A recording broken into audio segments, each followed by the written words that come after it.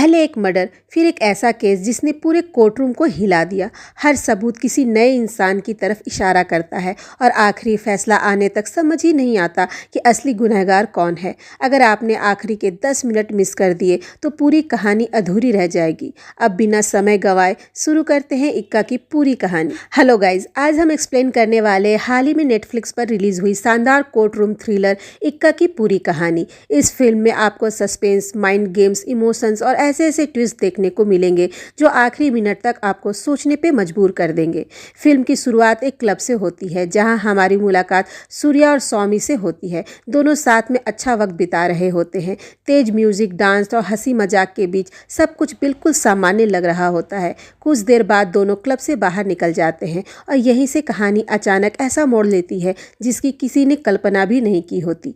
अगला सीन एक सुनसान सड़क का दिखाया जाता है जहां एक कार खड़ी होती है। तभी एक चाय वाला हाथ में चाय लेकर उस कार की तरफ बढ़ रहा होता है, लेकिन अचानक कार का दरवाजा खुलता है और कोई बेरहमी से सौमी को बाहर धक्का दे देता है। सौमी सड़क पर गिर जाती है। यह नज़ारा देखकर चाय वाला पूरी तरह सन्न रह जाता है। कुछ ही सेकंड में उसे समझ आ जाता है कि सौमी की बेरहमी से हत्या की जा चुकी है और उसकी लाश सड़क पर फेंक दी गई है। वह डर के मारे कुछ पल तक वहीं खड़ा रह जाता है। इसके बाद कहानी सीधे दूसरे मोड़ पर पहुंच जाती है। अब हमारी मुलाकात अर्जुन से होती है जो शहर का सबसे मशहूर वकील है। आज तक उसने एक भी केस नहीं हारा और पूरी दुनिया उसे इक्का के नाम से जानती है। इस नाम के पीछे भी एक खास वजह है। जब किसी केस का फैसला आने ही वाला होता है तब अर्जुन आखिरी 5 मिनट में ऐसा चाल चलता है कि पूरी केस पलट जाती है, मानो उसने अपना हुक्म का इक्का चला दिया हो। इसी वजह से लोग उसे इक्का कहने लगे। अर्जुन सिर्फ एक शानदार वकील ही नहीं बल्कि बेहद ईमानदार इंसान भी है। वह केवल उन्हीं लोगों का केस लड़ता है जिन्हें वह सच में बेगुनाह मानता है। उसके अपने कुछ सख्त उसूल हैं और वहीं उसे बाकी वकीलों से अलग बनाते हैं। इसके बाद अर्जुन एक लॉ कॉलेज में छात्रों को संबोधित करता दिखाई देता है। वह उन्हें समझाता है कि कोई भी केस सिर्फ कानून की किताबों से नहीं जीता जाता, बल्कि हर सबूत, हर गवाही और हर छोटी सी छोटी डिटेल को समझना पड़ता है। उसके मुताबिक एक अच्छा वकील वही है जो सच के साथ खड़ा रहे। इसी दौरान अर्जुन के फ़ोन पर उसकी पत्नी अवंतिका का कॉल आता है। कॉल मिलते ही वह तुरंत अस्पताल पहुंचता है। वहां पता चलता है कि उसकी बेटी समायरा स्विमिंग प्रतियोगिता के दौरान अचानक बीमार पड़ गई थी और उसकी नाक से खून निकलने लगा था, इसलिए उसे अस्पताल लाया गया है। डॉक्टर बताते हैं कि फिलहाल घबराने की कोई बात नहीं है, लेकिन कुछ जरूरी टेस्ट करने होंगे। इसके साथ ही डॉक्टर अर्जुन और अवंतिका से भी ब्लड टेस्ट करने को कहते हैं। यह सुनकर दोनों हैरान रह जाते हैं क्योंकि उन्हें समझ नहीं आता कि उनके ब्लड टेस्ट की क्या ज़रूरत है, लेकिन डॉक्टर अभी कोई वजह नहीं बताते, इसलिए दोनों उनकी बात मान लेते हैं। इसी बीच अर्जुन के पास उसके असिस्टेंट का फोन आता है। फोन पर उसे पता चलता है कि शौर्य को पुलिस ने गिरफ्तार कर लिया है। साथ ही उसके पिता हर्षवर्धन चाहते हैं कि अर्जुन ही उनके बेटे का केस लड़े। दूसरी तरफ कहानी हमें फिर सौम्या की ओर ले जाती है। यहाँ पता चलता है कि सौम्या की मौत नहीं हुई है बल्कि वह कोमा में है और उसकी हालत बेहद नाजुक बनी हुई है। पुलिस समेत लगभग हर किसी को पूरा यकीन है कि उस पर हमला शौर्य ने ही किया था। इसी वजह से उसके खिलाफ अटेम्प्ट टू मर्डर का केस दर्ज कर दिया जाता है। यह खबर मिलते ही अर्जुन सीधे हर्षवर्धन के घर पहुंचता है, लेकिन वहां पहुंचकर वह साफ शब्दों में कह देता है कि वह किसी भी कीमत पर शौर्य का केस नहीं लड़ेगा। अर्जुन की बात सुनकर हर्षवर्धन बार बार उससे गुजारिश करता है। वह कहता है कि सिर्फ उसके बेटे का मामला नहीं बल्कि उसकी राजनीतिक और सामाजिक छवि का भी सवाल है। दरअसल हर्षवर्धन एक बड़ा बिजनेसमैन होने के साथ साथ प्रभावशाली नेता भी है, इसलिए यह मामला उसके लिए प्रतिष्ठा की लड़ाई बन चुका है। बातचीत के दौरान एक और बड़ा खुलासा होता है। पता चलता है कि अर्जुन और शौर्य के बीच पहले से ही गहरी दुश्मनी है। दोनों एक दूसरे को बिल्कुल पसंद नहीं करते और किसी पुराने विवाद की वजह से उनके रिश्ते काफ़ी खराब है। आखिर वह विवाद क्या था, इसका खुलासा फिल्म में आगे चलकर करती है। यही कारण है कि अर्जुन इस केस से पूरी तरह दूरी बनाकर रखना चाहता है। अर्जुन के इनकार से शौर्य भी बेचैन हो जाता है। वो जानता है कि अगर कोई उसे इस मुश्किल से बाहर निकाल सकता है तो वह सिर्फ अर्जुन है। इसलिए वह अर्जुन से पूछता है, आखिर तुम मेरा केस क्यों नहीं लड़ना चाहते? ऐसा क्या हो जाए कि तुम मेरा केस लड़ने के लिए तैयार हो जाओ? अर्जुन उसकी तरफ देखकर बस इतना कहता है, शायद कोई चमत्कार, और इतना कहकर वहां से चला जाता है। उधर एक और बड़ा मोड़ आता है। शौर्य के खिलाफ केस लड़ रहे सरकारी वकील की अचानक तबीयत बिगड़ जाती है। इसके बाद यह हाई प्रोफाइल केस सरकारी वकील मधु को सौंप दिया जाता है। अब इस पूरे केस की जिम्मेदारी मधु के कंधों पे आ जाती है। इसी के साथ कहानी एक बार फिर अस्पताल पहुंचती है जहां डॉक्टर अर्जुन और अवंतिका की ब्लड टेस्ट रिपोर्ट रिपोर्ट ध्यान से देख रहे होते हैं, लेकिन अगले ही पल रिपोर्ट में ऐसा सच सामने आता है जिसे सुनकर दोनों की दुनिया ही उजड़ जाती है। डॉक्टर बताते हैं कि उनकी बेटी समायरा को ब्लड कैंसर है और बीमारी अब काफ़ी एडवांस स्टेज तक पहुंच चुकी है। यह सुनते ही अर्जुन और अवंतिका पूरी तरह टूट जाते हैं। डॉक्टर आगे बताते हैं कि अगर समायरा की जान बचानी है तो जितनी जल्दी हो सके उसका बोन मैरो ट्रांसप्लांट करना होगा। आमतौर पर ऐसे मामलों में सबसे पहले माता पिता का बोन मैरो टेस्ट किया जाता है, क्योंकि ज़्यादातर मामलों में उन्हीं में से किसी एक का मैच मिल जाता है। लेकिन जब डॉक्टर अर्जुन और अवंतिका की रिपोर्ट देखते हैं तो एक और चौंकाने वाला खुलासा होता है। दोनों में से किसी का भी बोन मैरो समायरा से मैच नहीं करता। यहीं पर अर्जुन की जिंदगी का सबसे बड़ा राज सामने आता है। डॉक्टर बताते हैं कि समायरा अर्जुन की बायोलॉजिकल डॉटर नहीं है। अगर उसकी जान बचानी है तो उसके असली पिता को ढूंढना ही एकमात्र उम्मीद बची है, क्योंकि सबसे ज़्यादा संभावना उसी का बोन मैरो मैच होने की है। इसके बाद अर्जुन बिना समय गंवाए सीधे जेल में बंद शौर्य से मिलने पहुंचता है। यही फिल्म एक और बड़ा ट्विस्ट देती है। पता चलता है कि समायरा का असली पिता कोई और नहीं बल्कि शौर्य ही है। अर्जुन शौर्य को पूरी सच्चाई बताता है, उससे अपनी बेटी की जान बचाने के लिए बोन मैरो डोनेट करने की गुजारिश करता है, लेकिन शौर्य इस मौके को अपने फायदे के लिए इस्तेमाल करता है। वो कहता है, मैं अपना बोन मैरो तभी दूंगा जब तुम मेरा केस लड़ोगे और मुझे बरी करवा कर दिखाओगे। इसके बाद वह मुस्कुराते हुए अर्जुन को उसकी ही बात याद दिलाता है, तुमने कहा था कि सिर्फ चमत्कार ही तुम्हें मेरा केस लड़ने पे मजबूर कर सकता है, तो देखो चमत्कार हो गया। अब अर्जुन के सामने जिंदगी का सबसे कठिन फैसला खड़ा था। एक तरफ उसके अपने उसूल थे और दूसरी तरफ उसकी बेटी की जान। आखिरकार समायरा को बचाने के लिए उसे मजबूरी में शौर्य का केस स्वीकार करना पड़ता है। इसी दौरान फिल्म में एक और पुराना राज खोलती है। पता चलता है कि कभी शौर्य अर्जुन के अंडर वकालत की प्रैक्टिस किया करता था, लेकिन उसके गैर जिम्मेदार रवैये और गलत तरीके से तंग आकर अर्जुन ने खुद उसका वकालत का लाइसेंस रद्द करवाने में अहम भूमिका निभाई थी। तभी से दोनों के रिश्ते दुश्मनी में बदल गए थे। अब पूरे शहर में सिर्फ एक ही खबर फैल जाती है, शौर्य का केस अब अर्जुन लड़ने वाला है। यह सुनकर हर कोई हैरान रह जाता है, क्योंकि अर्जुन ने आज तक कभी भी ऐसे इंसान का केस नहीं लिया था जिसे वह खुद दोषी मानता हो। उधर जैसे ही सरकारी वकील मधु को यह खबर मिलती है कि अब उसका मुकाबला अर्जुन जैसे दिग्गज वकील से होने वाला है, तब वह समझ जाती है कि यह केस अब पहले जितना आसान नहीं रहने वाला। अब दोनों पक्ष अपनी अपनी तैयारी में पूरी ताकत से जुट जाते हैं। एक तरफ मधु हर छोटे बड़े सबूत को इकट्ठा करने में लग जाती है, तो दूसरी तरफ अर्जुन भी बिना एक पल गवाए इस केस की सच्चाई तक पहुंचने की कोशिश शुरू कर देता है। सबसे पहले अर्जुन अपनी टीम को शौर्य का कार्य बारीकी से जांच करने का आदेश देता है। उसे पूरा भरोसा था कि इस केस का सबसे अहम सुराग उसी गाड़ी से मिलने वाला है, लेकिन जांच के दौरान पता चलता है कि शौर्य ने पहले ही अपनी कार का केमिकल वॉश करवा दिया था, यानी गाड़ी से लगभग हर अहम सबूत मिटाने की कोशिश की जा चुकी थी। यह बात अर्जुन की मुश्किलें और बढ़ा देती है, क्योंकि इस वक्त लगभग हर सबूत शौर्य के खिलाफ था और उसे बेगुनाह साबित करने का कोई आसान रास्ता दिखाई नहीं दे रहा था। आखिरकार कोर्ट की सुनवाई का दिन आ जाता है। सुनवाई शुरू होते ही अर्जुन सबसे पहले शौर्य को गवाहों के कटघरे में बुलाता है, ताकि उसी की जुबानी उस रात की पूरी घटना सुनी जा सके। अर्जुन पूछता है, उस रात आखिर हुआ क्या था? शौर्य बताता है, उस रात उसकी मुलाकात क्लब में सौम्या से हुई थी। दोनों ने कुछ समय साथ बिताया और फिर डिनर पर जाने का फैसला किया, लेकिन रास्ते में उसने सौम्या को किस करने की कोशिश की। यह बात सौम्या को बिल्कुल पसंद नहीं आई। वह तुरंत गाड़ी से उतर गई और वहां से चली गई। इसके बाद उसके साथ क्या हुआ इस बारे में शौर्य कहता है कि उसे कुछ भी नहीं पता। शौर्य का यह बयान सुनते ही कोर्ट में मौजूद उसकी पत्नी गौरी खुद को संभाल नहीं पाती और गुस्से में कोर्ट रूम छोड़कर बाहर चली जाती है। अब सरकारी वकील मधु शौर्य से सवाल करती है कि उस रात वह घर कितने बजे पहुंचा था। शौर्य जवाब देता है कि वह करीब 1 बजे रात को अपने घर पहुंचा था। इस पर मधु पूछती है, क्या तुम्हारे पास ऐसा कोई सबूत है जिससे ये साबित हो सके कि तुम उस समय घर पर ही थे? शौर्य कहता है कि उसकी पत्नी गौरी इसकी गवाही दे सकती है, क्योंकि उसी समय वह उसके साथ था। लेकिन कोर्ट इस दलील को मजबूत सबूत नहीं मानता, क्योंकि गौरी उसकी पत्नी है और उसकी गवाही पूरी तरह निष्पक्ष नहीं मानी जा सकती। इसी वजह से उस दिन की सुनवाई यहीं खत्म हो जाती है और अदालत अगली तारीख दे देती है। इधर इस केस का असर अब समायरा की जिंदगी पर भी पड़ने लगा था।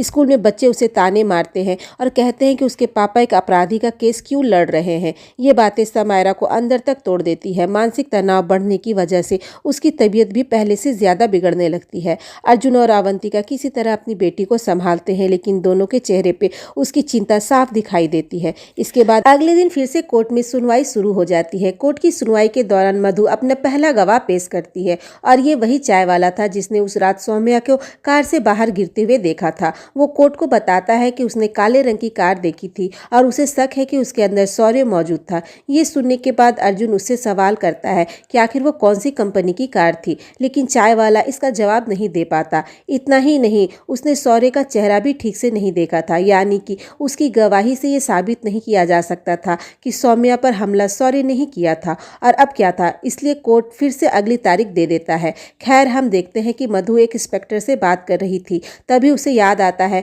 कि अब तक पुलिस को कोई भी मर्डर वेपन नहीं मिला था और माना जा रहा था कि शौर्य ने सौम्या पर वह अपनी कार की कीज से हमला किया था। शौर्य ने भले ही अपनी कार का केमिकल वॉश करवा दिया था, लेकिन मधु के दिमाग में एक नई चीज आती है। वो सोचती है कार भले ही केमिकल वॉश कर दी गई हो, लेकिन कार का की होल शायद अभी भी साफ नहीं हुआ होगा। शायद वहां से हमें कोई एविडेंस मिल सकता है। इसलिए वो पुलिस ऑफिसर को कार की चाबी की फॉरेंसिक जांच करवाने का आदेश देती है। वहीं दूसरी तरफ अर्जुन इस पूरे केस को लेकर काफी ज्यादा परेशान था। तभी अवंतिका उसके पास आती है और बताती है कि उसके पास सौम्या की सोशल मीडिया अकाउंट की पूरी डिटेल है, लेकिन अर्जुन तुरंत इसके लिए मना कर देता है, क्योंकि उसे लगता है कि अगर ये सब कोर्ट में लाया गया तो सौम्या की बेवजह बदनामी होगी और ये उसके वसूलों के खिलाफ था। तब अवंतिका उसे समझाती है कि अगर समायरा की जान बचानी है तो इस केस को जीतने के लिए हर जरूरी कदम उठाना पड़ेगा।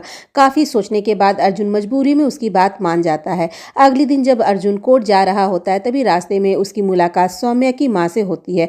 वह हाथ जोड़कर अर्जुन से कहती है कि उसे पता चल चुका है कि आज वह अदालत में अभिमन्यु को गवाह के तौर पर बुलाने वाला है, जो सौम्या का बॉयफ्रेंड था। वह अर्जुन से विनती करती है कि ऐसा मत कीजिए, क्योंकि इससे मेरी बेटी की बदनामी होगी। अर्जुन उनकी बात सुनकर भावुक हो जाता है, लेकिन उसके पास कोई दूसरा रास्ता भी नहीं था। इसके बाद कोर्ट की कार्यवाही शुरू की जाती है। अर्जुन अभिमन्यु को गवाह के तौर पर कटघरे में बुलाता है। अभिमन्यु बताता है कि उसे हमेशा सौम्या पर शक रहता था। उसका कहना था कि सौम्या पैसों के लिए किसी भी हद तक जा सकती थी। इसी बात को लेकर दोनों के बीच कई बार झगड़े भी हुए थे और एक बार गुस्से में उसने सौम्या को धक्का भी दिया था। अभिमन्यु की बातें सुनकर अर्जुन को बेहद गुस्सा आता है। वह उसे सख्त लहजे में रोकते हुए कहता है, बिना किसी ठोस सबूत के तुम किसी लड़की के चरित्र पर इस तरह उंगली नहीं उठा सकते। उधर कोर्ट में बैठी सौम्या की मां अपनी बेटी के बारे में ऐसी बातें सुनकर फूट फूट कर रोने लगती है। यह सब देखकर अर्जुन खुद भी अंदर से टूट जाता है, लेकिन सच तक पहुंचने के लिए उसे यह सब करना पड़ रहा था। एक बार फिर अदालत अगली सुनवाई की तारीख दे देती है। अगले दिन सुनवाई शुरू होती है और इस बार मधु सबसे मजबूत गवाह को अदालत में पेश करती है, फॉरेंसिक डॉक्टर जिसने शौर्य की कार और उससे जुड़ी सबूतों की जांच की थी। डॉक्टर अदालत को बताता है कि शौर्य की कार की चाबी और उसके ही की होल में मिले खून के निशान की जांच की गई है और वह खून सौम्या का ही है। यह रिपोर्ट सामने आते ही कोर्ट रूम में सन्नाटा छा जाता है, यहाँ तक कि अर्जुन भी कुछ पल के लिए पूरी तरह हैरान रह जाता है। स्थिति को संभालने के लिए वह अदालत से थोड़ा और समय मांगता है, लेकिन अदालत अगली सुनवाई की तारीख तय कर देती है। इसके बाद अर्जुन सीधे जेल पहुंचता है, जहां शौर्य को रखा गया था। लेकिन यहाँ एक हैरान करने वाली बात सामने आती है। जेल के अंदर भी शौर्य किसी आम कैदी की तरह नहीं, बल्कि एक वीआईपी की तरह रह रहा था। उसके पास बेड, टीवी, माइक्रोवेव और लगभग हर तरह की सुविधा मौजूद थी। इसी मुलाकात के दौरान कहानी का सबसे बड़ा राज सामने आता है। दरअसल एक समय ऐसा था जब शौर्य और अवंतिका एक दूसरे से प्यार करते थे। उस समय दोनों अर्जुन के अंडर लॉ की प्रैक्टिस कर रहे थे और अर्जुन उनका सीनियर मेंटर था। उसी दौरान अर्जुन भी मन ही मन अवंतिका से प्यार करता था। यह बात लगभग सभी स्टूडेंट्स जानते थे, यहाँ तक कि अवंतिका और शौर्य भी इससे अनजान नहीं थे। कुछ समय बाद अवंतिका प्रेग्नेंट हो जाती है, लेकिन शौर्य इस बच्चे की जिम्मेदारी उठाने के लिए बिल्कुल तैयार नहीं था। वह बार बार अवंतिका पर गर्भपात कराने का दबाव डालता है, क्योंकि उसके मुताबिक वह अभी पिता बनने के लिए तैयार नहीं था। लेकिन अवंतिका किसी भी कीमत पर अपने बच्चे को खोना नहीं चाहती थी। आखिरकार शौर्य उसका साथ छोड़ देता है। ऐसे मुश्किल समय में अर्जुन उसके साथ चट्टान की तरह खड़ा रहता है। उसे इस बात की कोई फर्क नहीं पड़ता कि अवंतिका किसी और के बच्चे की मां बनने वाली है। वह बिना किसी शर्त के उससे शादी कर लेता है और उसके गर्भ में पल रहे बच्चे को पूरे दिल से अपना लेता है। शादी के बाद अर्जुन ने समायरा को कभी भी यह महसूस नहीं होने दिया कि वह उसकी बायोलॉजिकल डॉटर नहीं है। हमेशा उसे अपनी सगी बेटी से भी बढ़कर प्यार दिया। यही वजह थी कि आज अर्जुन अपने सारे उसूलों के खिलाफ जाकर भी शौर्य का केस लड़ने के लिए तैयार था। वह शौर्य से सिर्फ इतना कहता है, मैं तुम्हारा केस लड़ रहा हूँ क्योंकि मुझे हर हाल में अपनी बेटी की जान बचानी है। इतना कहकर अर्जुन वहाँ से चला जाता है। उधर समायरा की तबीयत एक बार फिर से बिगड़ जाती है, इसलिए अवंतिका उसे लेकर दोबारा अस्पताल पहुँचती है। लेकिन दूसरी तरफ एक और दुखद खबर सामने आती है। कई दिनों से कोमा में जिंदगी और मौत से बीच लड़ रही सौम्या आखिरकार दम तोड़ देती है। उसकी मौत की खबर सुनते ही उसकी माँ पूरी तरह टूट जाती है। जब यह बात अर्जुन तक पहुंचती है तो वह समझ जाता है कि अब यह मामला अटेम्प्ट टू मर्डर नहीं बल्कि सीधा मर्डर केस बन चुका है।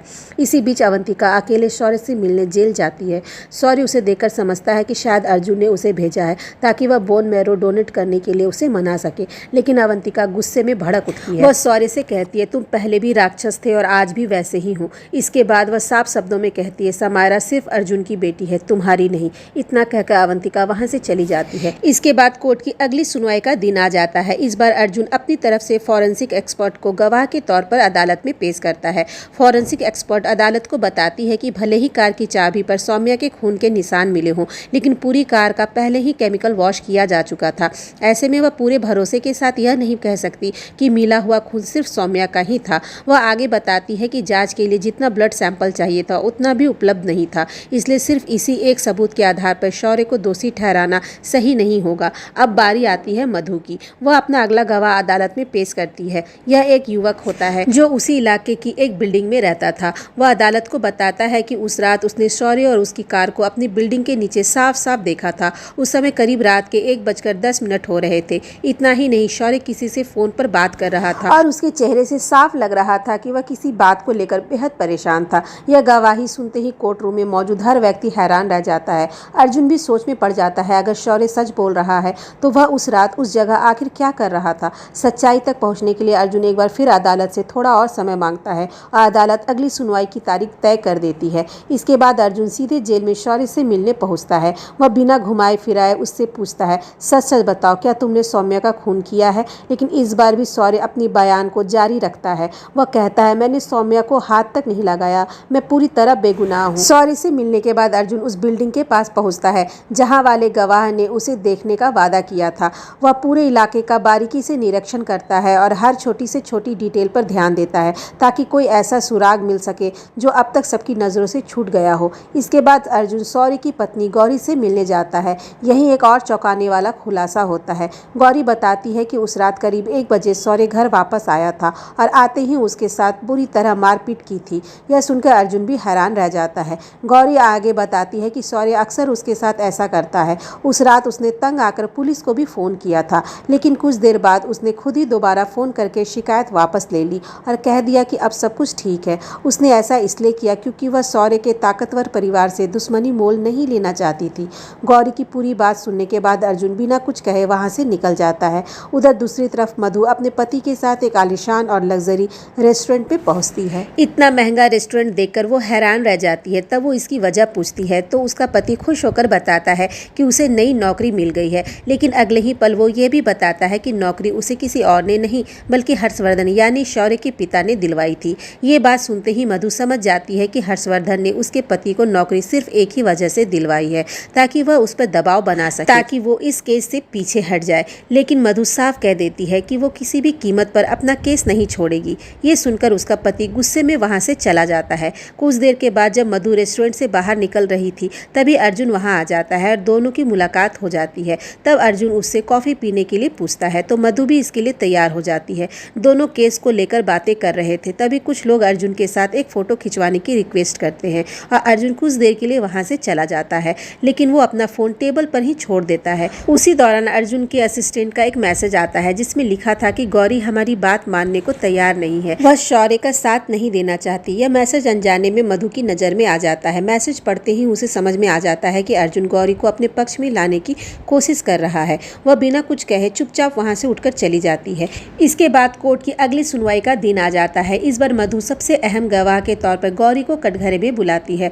गौरी अदालत में बयान देती है कि शौर्य उस रात 1 बजे नहीं बल्कि सुबह करीब 4 बजे घर लौटा था। घर पहुंचने के बाद दोनों के बीच जोरदार झगड़ा हुआ था। उसकी यह गवाही सुनते ही पूरे कोर्ट रूम में हलचल मच जाती है। अगर शौर्य सचमुच सुबह 4 बजे घर पहुंचा था तो शक सीधे उस पर जाता था, लेकिन तभी अर्जुन अपने असिस्टेंट को इशारा करता है। कुछ ही देर में उसका असिस्टेंट अदालत के सामने पूरी कॉल डिटेल्स और कॉल रिकॉर्डिंग पेश कर देता है।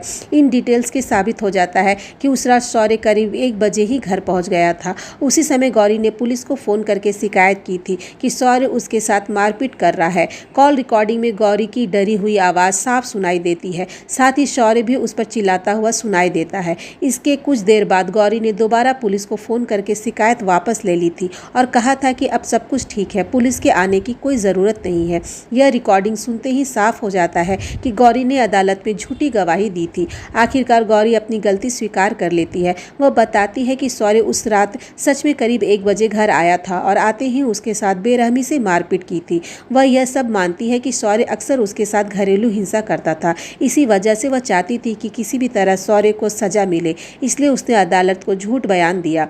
गौरी की बात सुनने के बाद अर्जुन उससे कहता है, अगर शौर्य ने तुम्हारे साथ घरेलू हिंसा की है तो तुम उसके खिलाफ अलग से केस दर्ज कर सकती हो और कानून तुम्हें इंसाफ जरूर देगा, लेकिन यह एक मर्डर केस है और इस तरह झूठी गवाही देना भी एक गंभीर अपराध है। इसके बाद गौरी चुपचाप कोर्ट रूम से बाहर चली जाती है। अब यह साफ हो चुका था कि जिस समय सौम्या पर हमला हुआ था उस वक्त शौर्य अपने घर पे मौजूद था, यानी सौम्या की हत्या शौर्य ने नहीं की थी। इसी आधार पर अदालत इस मामले में शौर्य को बरी कर देती है और उसे जेल से रिहा कर दिया जाता है। जेल से बाहर निकलते ही शौर्य सबसे पहले गौरी से माफी मांगता है। वह कहता है कि वह अपनी गलतियों को सुधारना चाहता है और उसे एक आखिरी मौका दे। काफी सोचने के बाद गौरी भी उसे एक मौका देने को फैसला करती है और दोनों साथ में वहां से चले जाते हैं। लेकिन दूसरी तरफ अर्जुन अब भी गहरी सोच में डूबा हुआ था। तभी मधु उसके पास आती है और कहती है, मैंने हमेशा आपको अपना सबसे बड़ा प्रेरणा स्रोत माना था, लेकिन आज आपने मुझे निराश कर दिया। मेरे लिए आज आप एक केस जीतकर भी हार गए। यहीं पे फिल्म एक और बड़ा खुलासा करती है। असल में अर्जुन ने कॉफी शॉप में मधु को जानबूझकर बुलाया था। उसने अपना मोबाइल भी जानबूझकर टेबल पे छोड़ा था ताकि मधु उसके असिस्टेंट का मैसेज पढ़ सके। अर्जुन चाहता था कि मधु किसी भी तरह गौरी को गवाह बनाकर अदालत में जरूर लाए, क्योंकि उसे पहले से पता था कि उस रात गौरी ने पुलिस को कॉल किया था और वही कॉल रिकॉर्डिंग बाद में यह साबित कर सकती थी कि शौर्य रात करीब 1 बजे अपने घर पर मौजूद था। यानी अर्जुन की पूरी चाल पहले से ही सोची समझी थी और आखिरकार सब कुछ ठीक वैसा ही हुआ जैसा उसने प्लान किया था। लेकिन इसके बावजूद मधु को अब भी पूरा यकीन था कि असली कातिल शौर्य ही है। इसी वजह से वह अर्जुन से नाराज होकर वहां से चली जाती है। उधर अर्जुन अपना वादा निभा चुका था और अब बारी शौर्य की थी। अपनी शर्त के मुताबिक वह समायरा के लिए बोन मैरो डोनेट कर देता है। कुछ समय बाद ट्रांसप्लांट सफल हो जाता है और समायरा की जान बच जाती है। अपनी बेटी को सुरक्षित देखकर अर्जुन के चेहरे पे लंबे समय के बाद सुकून और खुशी साफ दिखाई देती है। लेकिन कहानी अभी खत्म नहीं हुई थी। दूसरी तरफ शौर्य अपनी पत्नी गौरी के साथ एक क्लब में पार्टी कर रहा था। वह पूरी तरह बेफिक्र होकर अपनी जीत का जश्न मना रहा था। तभी अचानक वहां अर्जुन पहुंच जाता है। अर्जुन को देखकर शौर्य मुस्कुराने लगता है, लेकिन अगले ही पल अर्जुन उसकी आंखों में देखते हुए कहता है, तो आखिर तुमने सौम्या को बड़ी आसानी से मार ही दिया। और यहीं अर्जुन शौर्य के सामने पूरी सच्चाई रख देता है। वह कहता है कि उस रात क्लब से निकलने के बाद सौम्या तुम्हारे साथ कार में थी। रास्ते में तुमने उसके साथ जबरदस्ती करने की कोशिश की, लेकिन जब सौम्या ने तुम्हारा विरोध किया तो गुस्से में आकर तुमने कार की चाबी से उस पर कई बार हमला कर दिया।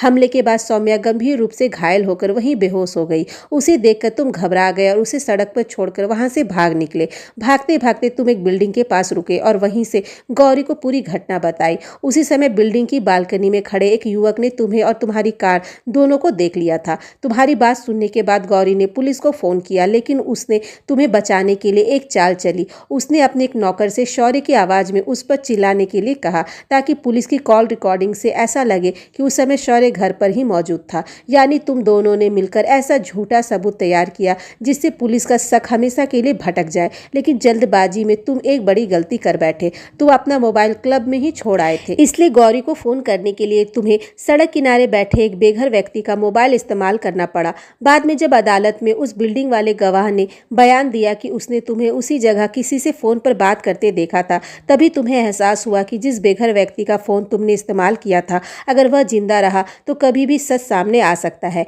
इसी डर से तुमने अपने आदमी को भेजकर उस बेघर व्यक्ति की हत्या करवाने की कोशिश की। उस पर बेरहमी से हमला किया गया और हमलावर ने उसे मरा हुआ समझकर वहां से छोड़कर भाग गया। लेकिन किस्मत ने उसका साथ दिया और उसकी जान बच गई। गंभीर हालत में उसे अस्पताल में भर्ती कराया गया। उधर जब अर्जुन इस इलाके में खुद जांच कर रहा था, तब उसे पता चला कि वहां रहने वाला एक बेघर व्यक्ति कई दिनों से गायब है। यहीं से अर्जुन को शक हुआ। उसने उसकी तलाश शुरू कर दी और आखिरकार पता चला कि वह अस्पताल में भर्ती है। अर्जुन तुरंत उससे मिलने पहुंचा। वहीं उस बेघर व्यक्ति ने अर्जुन को उस रात की पूरी घटना बता दी और शौर्य की साजिश का पर्दाफाश कर दिया। अब अर्जुन के सामने असली कातिल बेनकाब हो चुका था, लेकिन सच जानने के बावजूद उसने उस समय चुप रहने का फैसला किया, क्योंकि उसके लिए सबसे ज्यादा जरूरी अपनी बेटी समायरा की जान बचाना था। इसी वजह से उसने पहले शौर्य का केस जीता, उसे कानून से बाहर निकलने दिया और बदले में उससे बोन मैरो लेकर अपनी बेटी की जान बचाई। अब सारी सच्चाई सुनने के बाद भी शौर्य हंसते हुए कहता है, अब तुम चाहकर भी मेरा कुछ नहीं बिगाड़ सकते,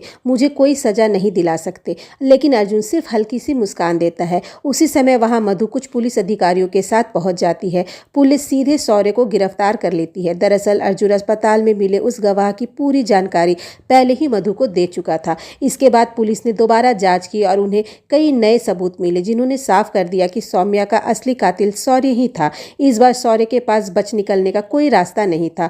पुलिस उसे हथकड़ी लगाकर अपने साथ ले जाती है और आखिरकार उसे अपने अपराध की सजा मिल जाती है। इसी के साथ फिल्म खत्म हो जाती है। अगर फिल्म की बात करूँ तो मुझे इसकी सबसे बड़ी ताकत इसका कोर्ट रूम ड्रामा, दमदार सस्पेंस और आखिर तक बांधे रखने वाला क्लाइमेक्स लगा। अर्जुन का किरदार बेहद प्रभावशाली तरीके से लिखा गया है और आखिरी ट्विस्ट पूरी कहानी को एक अलग स्तर तक ही पहुंचा देता है। हाँ, बीच बीच में कुछ हिस्से थोड़े धीमे जरूर लगते हैं, लेकिन ओवरऑल फिल्म अंत तक दिलचस्प बनी रहती है। अगर आपको कोर्टरूम थ्रिलर, मिस्ट्री और सस्पेंस वाली फिल्में पसंद है तो यह फिल्म एक बार जरूर देखनी चाहिए। अगर आपको मेरा ये एक्सप्लेनेशन पसंद आया हो तो वीडियो को लाइक करें, चैनल को सब्सक्राइब करें और कमेंट में ज़रूर बताइए कि आपको फिल्म का कौन सा ट्विस्ट सबसे ज़्यादा पसंद आया। मिलते हैं अगले वीडियो में एक नई फिल्म की शानदार कहानी के साथ। तब तक अपना ख्याल रखिए। Bye bye, take care.